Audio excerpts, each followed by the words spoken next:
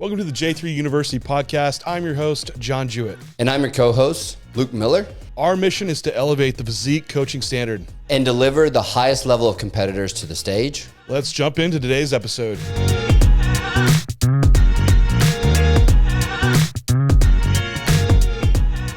Five off-season tips to be Olympia-level. Huge. Welcome, everybody, to the podcast. Halloween week, Olympia week. And I know when I've watched the Olympia years and years ago, the first thing I thought was like, damn, I want to be that big and that jacked. And so we're all pumped if you're at Olympia weekend and you're watching the show or you're at home watching the show and you're ready for off season. How am I going to get this big? Well, that's why Luke and I are here, because we're going to guide you through this process to ultimate swoldom and give you at least five. There's all kinds of tips and takeaways, but we're going to focus on five that are relevant, I think, to some like top level competitors and what they're doing, what we see that's successful from watching their journey, and try to give those takeaway points for you at home to take you through that journey too. How's it going, Luke? Pretty good, man. I've had a couple Reese's and a couple Kit Kats over the last few days. They're the miniature size ones, so macro friendly, but we're rocking some Halloween, and I really like Olympia week. I think it's a representation of everything that's great about the sport and just bringing a lot of people together for this massive event that kind of like culminates the year. And then obviously Nationals kind of tallies off the back of that as well. So like this week and then Nationals week. But I'm really interested to see the open class. Obviously, we just talked about some developments that happened in the open class. But I think there's a lot to take away when you look at the competitors. And when you get at that level, it's more of an analysis of what are your weak points and how can I use those weak points in fixing them in order to get up to that next level of top five at the Olympia, which I think is a category within in and of itself. And today we're just going to walk through that and how we can actually tangibly do that with our clientele and some resources for you guys in order to make sure that you don't leave anything on the table in regards to bringing your best physique the next time you step on stage. Exactly. And our first tip, you're not going to expect this one. Can you guess what it is? It's learn to pose. And it is like the easy grab for just looking bigger on stage. I can tell you how many times I've seen just poor presentation make someone look so terribly small. I don't know if we talked about it, Luke, like when I did this past open debut, like, you know, Jewett and William Martin, we're next to each other, right? Which, you know, knowing this guy and seeing the lineup, he was like 340 pounds in the offseason. I'm like, gosh, why am I standing next to the largest human possible at my open debut? And we all have areas to work on, not to pick on anyone. But then when I saw the shot side by side, I was like, oh man, like there's areas where William left himself exposed to not presenting how actually huge this guy is. And for myself, knowing that I'm not big, I'm like, I can't lose this opportunity to try to make myself look as big as possible. And so you see some shots of us together. I'm like, oh man, like I'm actually holding my ground, probably being 60 pounds, 70 pounds lighter than this guy.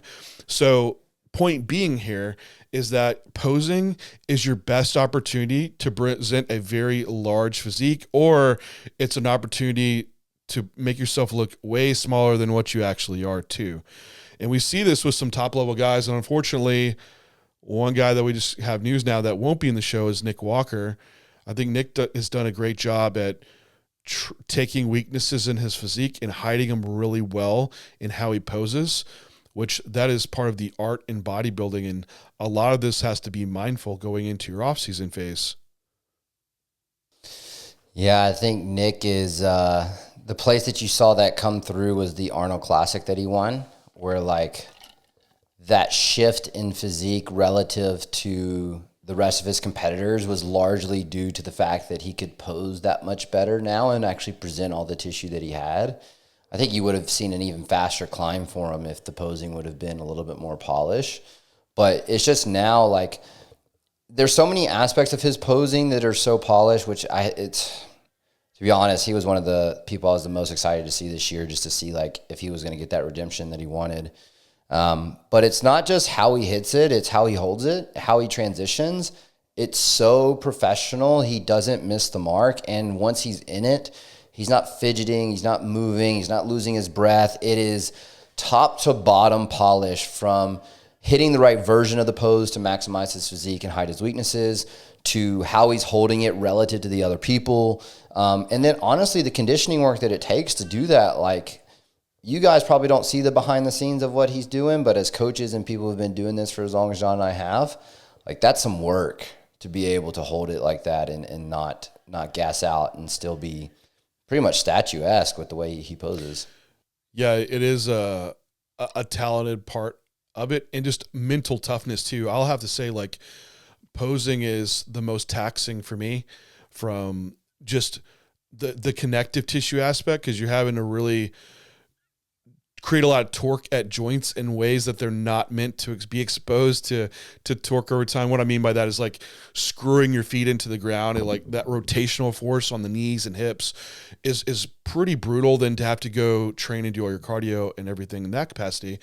But then also contracting every single muscle and being, like you said, a statue, that's more taxing than training to me or cardio. Like, I really, really do any of those other things in pose. So to be able to present that on stage, it's someone that put in the work, and there's a lot of respect behind that.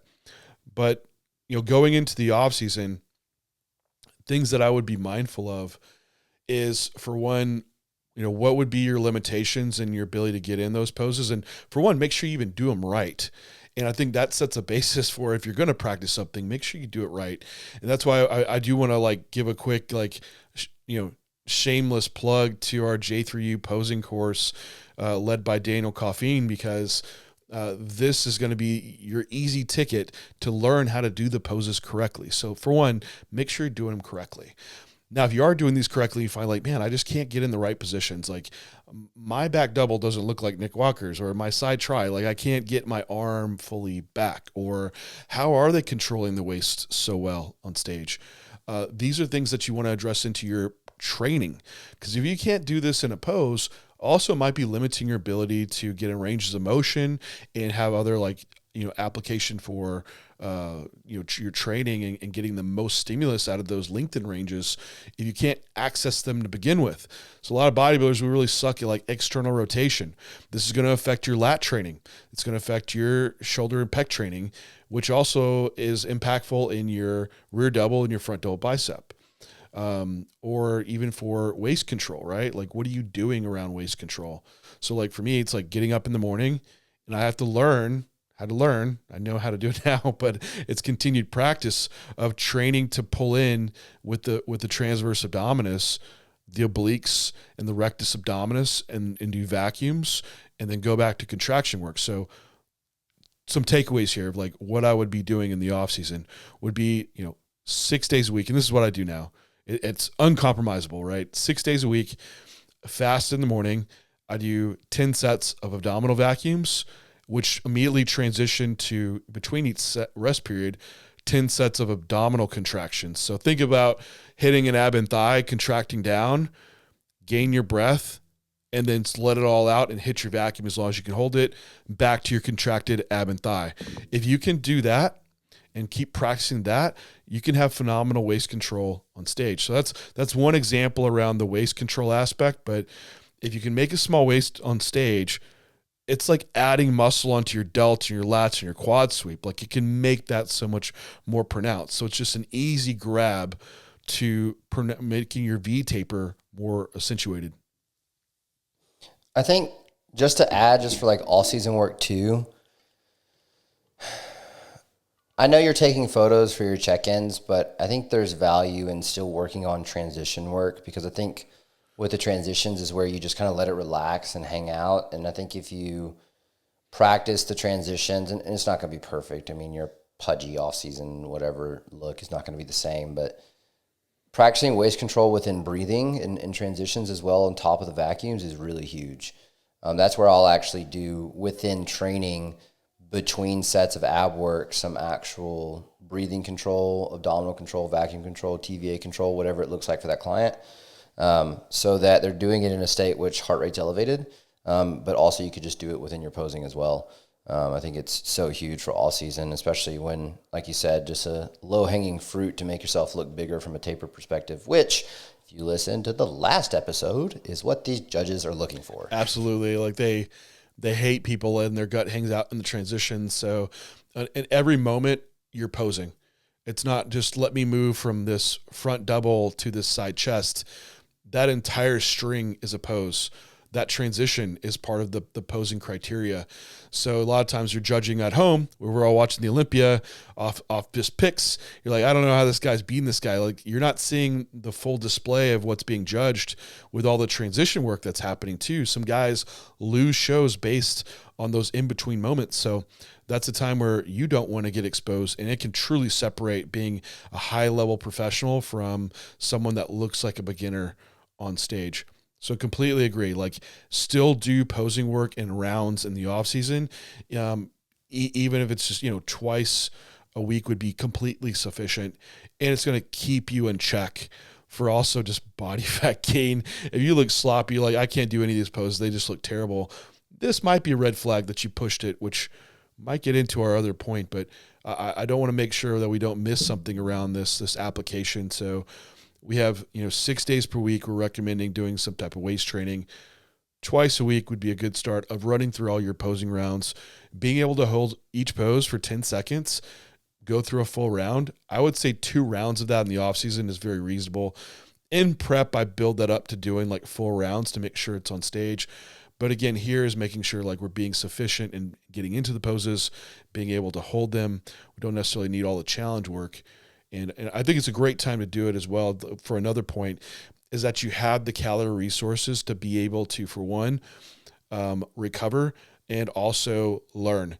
Because if you're carrying a ton of fatigue, like in prep, it makes it much harder to learn these fine motor skills and remember those patterns of movement versus when you're well fed in the off season, you can focus. So just a few extra points of trying to really drive that home for everyone listening. Like, no, yeah, whatever, posing. Yeah, I can just wait. Like, no. If you really want to be like Olympia level, this is what it takes to practice this year round. Is there some other point that to make around posing or trying to implement some tool around it that we've seen with these guys? No, not really. The only one I find is that posing's activity, and people in prep tend to drop it off, and then they wonder why their activity metrics are harder to hit. That'd be the last piece. But no, outside of that, I think that covers everything from an off season about getting huge. But I do think that does carry us into body composition and how far you let yourself go, because there's certainly a couple competitors on the Olympia stage who are going to be vying for those top spots that conditioning can be an issue. And I think there's 2 prongs of that. And I think the first one to cover is, where does the off season go from a body fat percentage perspective of where they finish the off season, setting up how lean they're capable of getting when they get to the Olympia stage. Yeah. So number 2, control your rate of weight gain. And this is going to have to get into our point number 3, but I'll try to separate these out because there is a definitely crossover here. And the days of the dirty bulk, I think, have just come to a complete end. And I've definitely done this. And Luke, we have a whole podcast just on, I think the dirty bulk is maybe what we called it. And I've seen even in the literature, even more greater points being made around how much surplus you actually need. You had a great case study presentation at one of the seminars we did on, you kind of broke down the surplus amount that was needed for this client to add, went up 40 pounds of body weight, which kept great composition. Not everyone's going to do that. But again, the surplus was like 150 calories, 125 calories. If you spread it out per day, which if we look at some of these guys that are still making really good progress, now they keep a really good body composition for one. We're not seeing guys getting way out of shape and driving body weight up, 80 plus pounds in the off season.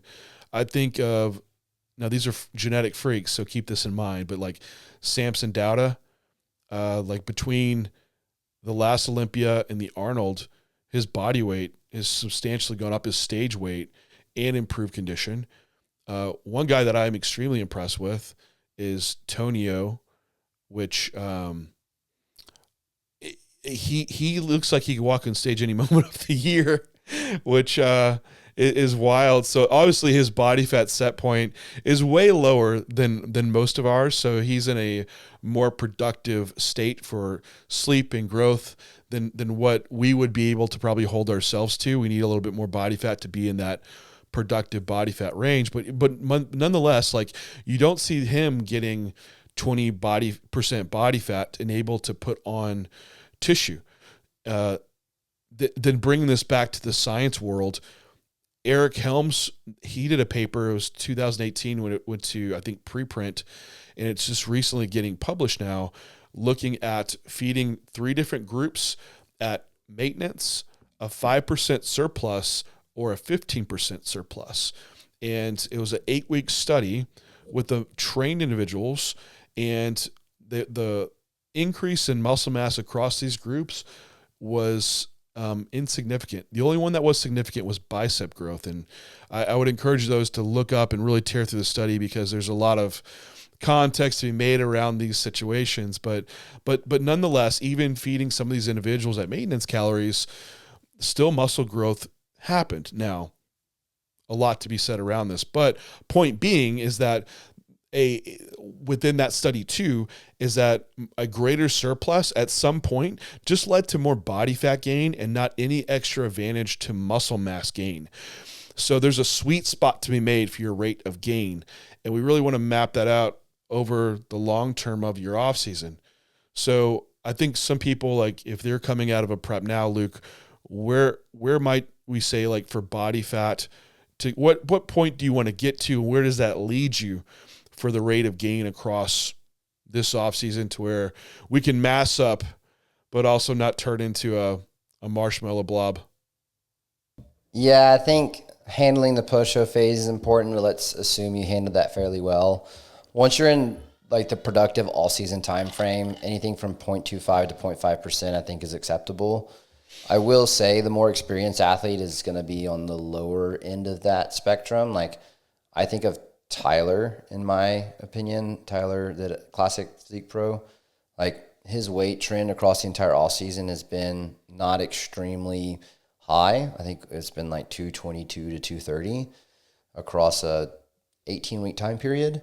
But that, from a visual standpoint, is drastically improved from a tissue standpoint, and body composition hasn't taken too far of a negative shift. So that's like the low end of the spectrum. Real quick, Luke, you said, so he was about 8 pounds of body weight gain across what time frame? 18 weeks. Okay. So that's about half a pound per week ish, which I think that aligns well with someone that would be more on the advanced side.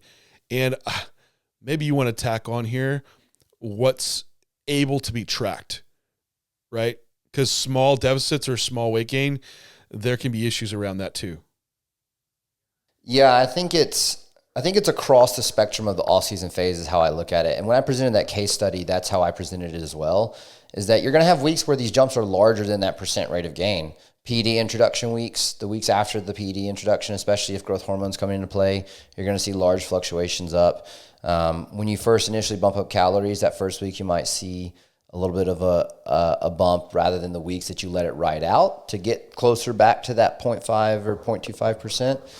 But overarching metrics that you're tracking on a week to week from a response perspective is obviously going to be rate of body weight gain, performance, and then response to food, which is, for me, going to be looking at, are they getting sluggish after meals? How's energy throughout the day? Things along those lines, to make sure they're still being productive and that rate of gain is not taking them to a place that's not manageable.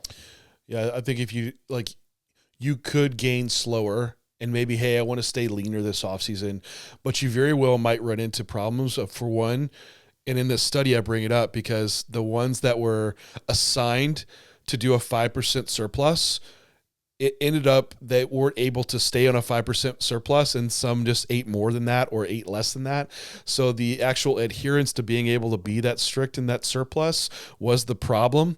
And so they actually had to just pull apart the study and look at what was the rate of body weight increase of these individuals relative to what they actually ate. So I think for some people, implementing such a small surplus might shoot you in the foot to where you might not be making gains for several weeks, or something that's actual quite measurable in that sense. Until you get to these real advanced guys that, if we're that meticulous, we could really keep the rate of gain exactly how we want it and limit body fat gain. Where some of our last points are going to be covering this exact issue. But to your someone that's earlier on, like a beginner, you mentioned like a higher rate of weight gain. Yeah, it's going to be higher. It has to be. There's more need for tissue accumulation. The experience level is lower. They're not an experienced dieter, so there's going to be mistakes. I think in order to actually add the tissue that's needed, you might have to take it a bit too far with some of those athletes, and then rein it back in with mini cuts, and that's okay. That's a product of where you're at in your journey as a competitor. So they're definitely going to be 0.5% or even slightly higher in some cases. Like, it's definitely a lot higher the earlier beginner you are. Yeah, I think a lot of people have the idea that, and even when they've talked to me, they're like, oh man, John, you're going to come back and be like 235 on stage. Like, I'm going to add 10 pounds of stage weight in this year. And for one, more weight doesn't necessarily mean you're going to be a better bodybuilder. And also, stage weight goes really, really far. If you think about, say you added, I don't know, 50 grams of tissue onto your biceps would be huge. That's only, 100 grams total. We're talking like, a quarter of a pound. So some of the scale weight, it goes really far in improving a physique when you're getting to someone that's more advanced, where you're just trying to like make a few muscle groups now really pop or come up. We're not necessarily looking for this large systemic growth that might need to happen anymore. So at the advanced level, like 3-4 pounds might do a ton for a physique when you have someone that's already pretty filled out. However, someone earlier on, they just look like, they don't have any of the shape and the roundness. That might mean there's a large amount of tissue required to fill someone out, to make up that difference, if able, because you're going to have genetic limiters around that too. But, so just keep in context, like, don't think that if you're going to be massing, that making a better physique is your goal, not just weighing more. Because we see lots of guys that are gym big, they got the big off-season shirts on, they look fucking huge. But then you strip them down and get them down to body fat levels to get on stage. You're like, this guy's not a competitor. Like, he's just doesn't have all the components there. It's not aesthetic. So don't lose track of like bringing your best physique, making a better bodybuilder, not just a bigger bodybuilder. Yeah, and I'll make one quick point before we move on to the next one. I have a client who been doing this a long time, but he's been doing it natural for a long time. And he just made the switch over to using compounds right after his show. And his rate of gain, he went from like the low to mid 160s. He's in the mid 190s now, and he's only like 11 weeks post-show, 12 weeks post-show. What you think about that rate of gain, that's like massive, but you're also getting introduction of PEDs for the first time, which you're getting the first exposure to alterations in renin-angiotensin-aldosterone system. And then on compound on top of that, fatigue management from the performance jump he's going to see, because you're plugging in replacement therapy immediately post-show in order to account for that adapted state. And you're going to have a fatigue metric that's making that weight skew up a bit higher as well as he gets used to performing at that level. It's like, yeah, that's a fast rate of gain, but if you look at his physique from a body composition, he's still got like 25 pounds of room to run. And so it's like sometimes you just accept the scale weight and more have to operate off visuals, making sure that they're improving from an actual physique perspective. Yeah, good point. So I know for a lot of people are like, well, how do I make sure like I control my rate of gain? And there's a huge adherence component around this, which Luke and I, we please look through our past podcast episodes because we have large amounts of, episodes on this, and our new nutrition module, it just came out this month. We have a whole lecture that Luke gives just on adherence and sustainability in the off season, which is the biggest thing that we're trying to coach people around, to just stick to a plan so you can do exactly what we're talking about. Now, our point number 3, and when you're thinking about rate of gain, this point number 3 is going to be really, in my opinion, what's going to determine it. Because we can see someone that we can chase a scale number, like, all right, your rate of gain needs to be for someone that's advanced, whatever, half a pound of body weight per week. However, someone could absolutely not put any muscle on and just get fat. And this is why point number 3, in my opinion, is what guides everything. And that is progressive training is everything. And we see this, for one, if we're looking at, I bring up Derek Lunsford in this because his area that he needed to improve on was legs, bring up his quads. And I watched one of his videos, and he was doing a front squat. And he's like, I haven't done this movement in whatever, X amount of months. And I think it was like a similar time point to that he had his logbook from his last prep. And so he's like, I'm going to compare to see where we're at. And he blew it out of the water, right? Meaning that, his load, his reps, everything around quad training has moved up to a new level. If that's not happening, there's a high chance that growth is not going to be happening. And so why I say this is going to dictate your rate number 2 is that this does kind of dictate your experience level. And that's really going to be a limiter on how fast you can gain or how slow you need to gain. Think about the beginner lifter. Every time they walk in the gym, they're probably progressing up in load or reps or some metric. Now, if you're more advanced, you're probably like, man, I might add 2 pounds to the bar, like maybe every week, maybe I get an extra rep every other week or so. So that's where you're approaching that like intermediate status.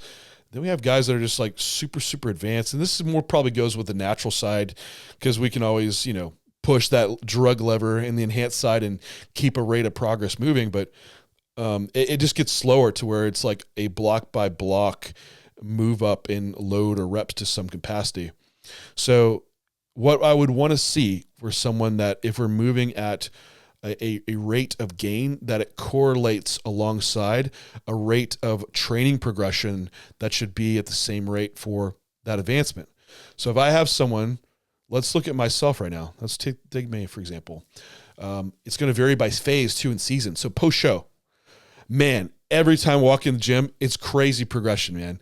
I've had the best week of training this past week. It's been so fun. I can't, the logbook, I almost have to throw it out because the numbers are just irrelevant. The next time I go in the gym, I can add load, I can add reps. It's like I'm a beginner. So, and also my weight of rate gain is reflected in that too, where I'm pushing up. Now it's trying to do about a pound per week. And those correlate. They're side by side. Now, as I'm seeing that training progression slow down, my rate of gain will be needing to slow down in accordance because there's less growth potential being able to happen. And it'll just get slower and slower. So I almost look at this, Luke, like how we taper down body fat loss in a prep. Like you start with a really high fat loss rate, then it comes down as you get closer. Same in the off season. Like you might have a faster rate of gain about of performance gain post-show, then as you see that slows down towards the end of your off-season, you probably need to be slowing your weight of your body weight gain too in your surplus. Thoughts around that idea?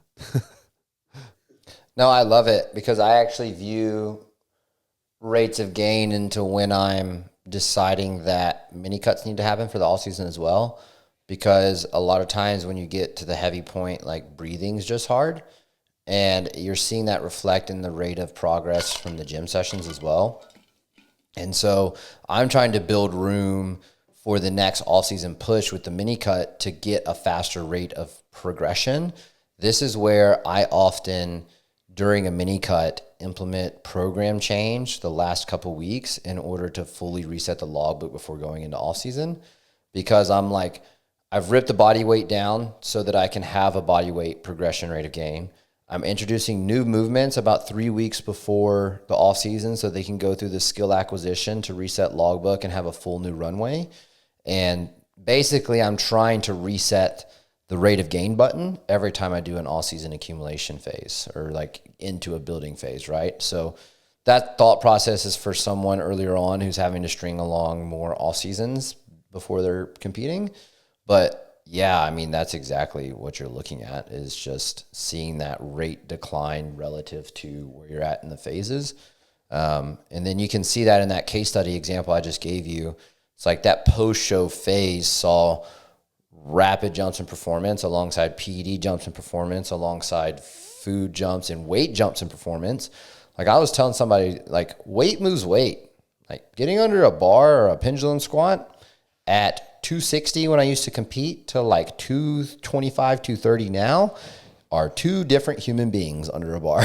So there's also a component of like finding that sweet spot of weight versus being able to breathe and getting people to that productive state. Yeah, I think that's a great point. That, and also where we're trying to get someone post-show is, for one, post-show, you're trying to be at your leanest state where you have your most productive recovery metrics and ability to train, right? So you're at your leanest body fat where sleep isn't disrupted. You're not food focused. You have good bracing and training performance ability, right?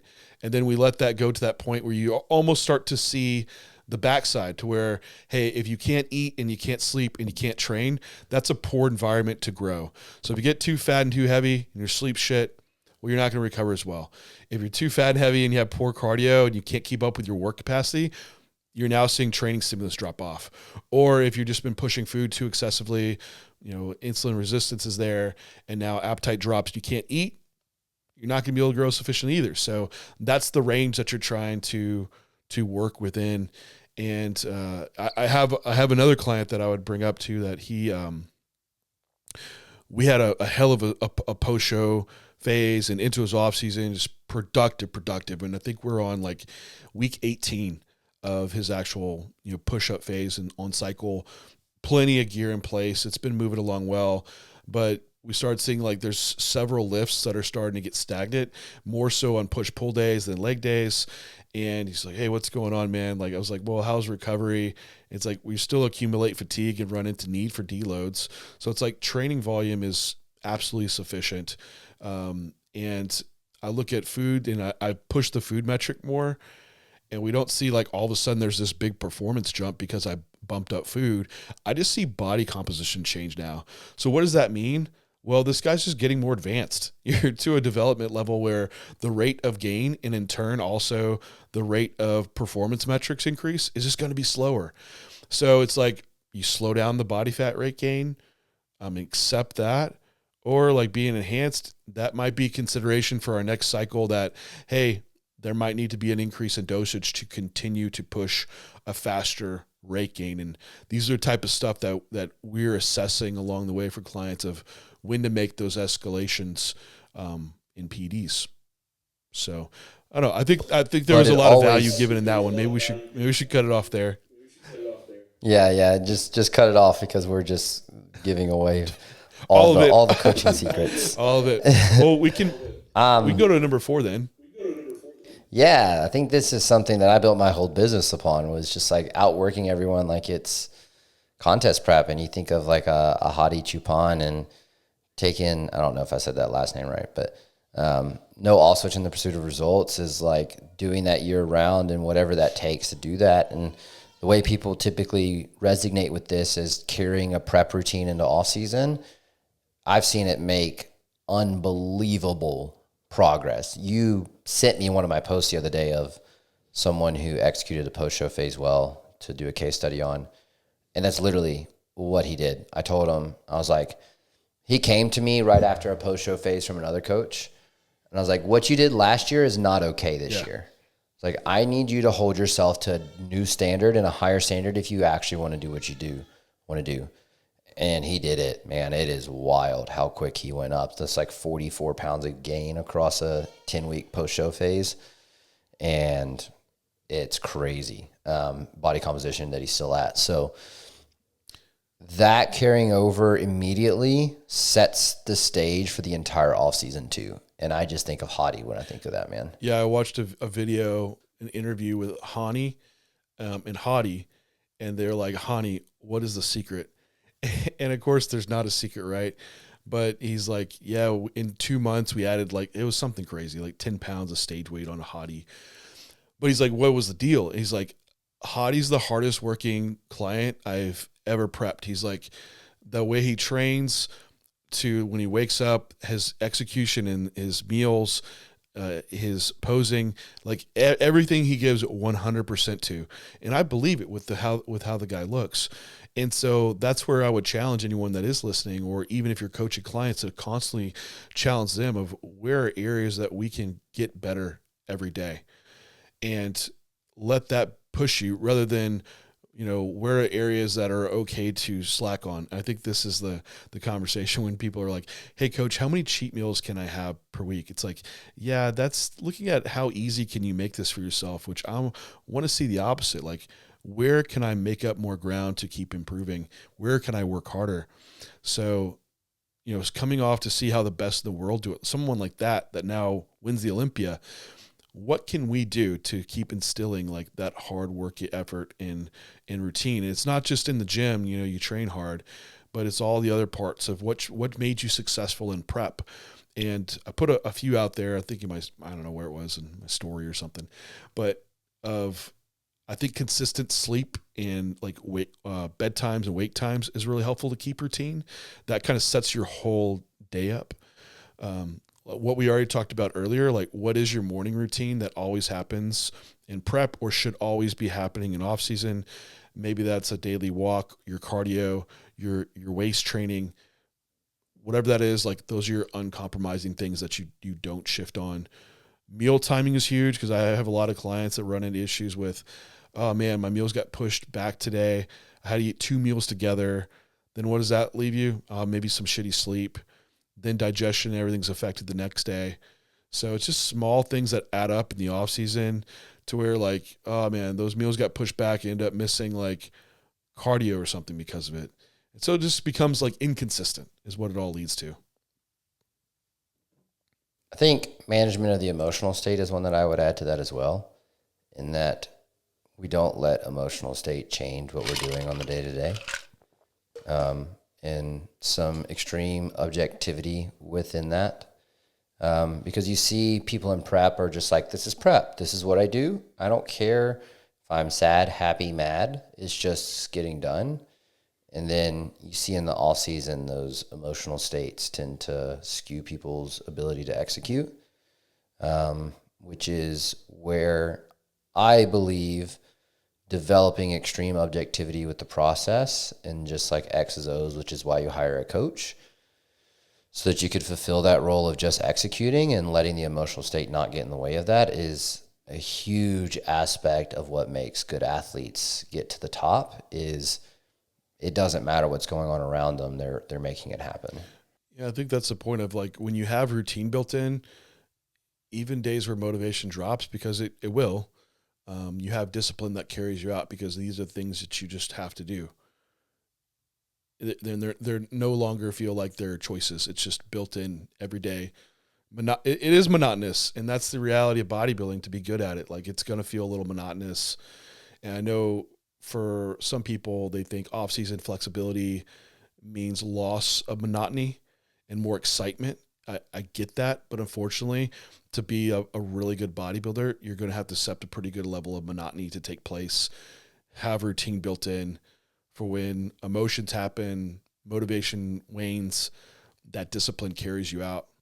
And that gets to our last point. Point number 5 is commit to the long term, and probably being consistent in the long term. You can't just do this for a long term, because there's plenty of people that do it for a long term and just be shitty at it. But you need to be doing the right things consistently for a long time.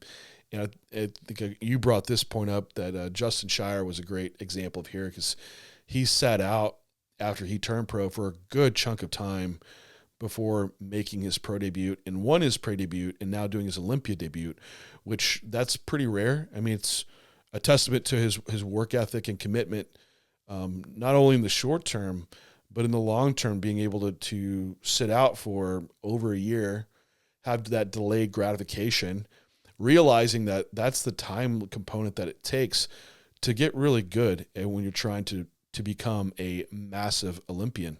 So when stepping into your off season, especially like as you get more advanced now, if you're more advanced, it might take you longer to make some significant stage weight changes.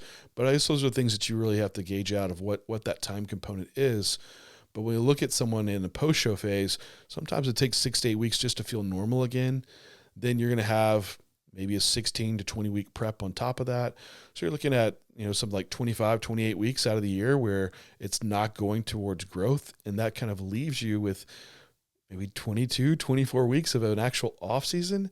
And so the 4 to 5 month off season, you're not going to make significant changes in to really step on stage the next time and be like, wow, that's a different human being. Unless you're like an early on beginner, that could be the case. But I do think you need to dedicate serious time to your off season if you really want to make significant size improvements. And that easily could be doing the full 12 months off of a off season. That is not counting post show and prep times.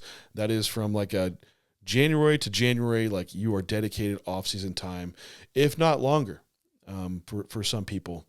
But keeping that big picture in mind of what you really want to do for your physique, have the delayed gratification.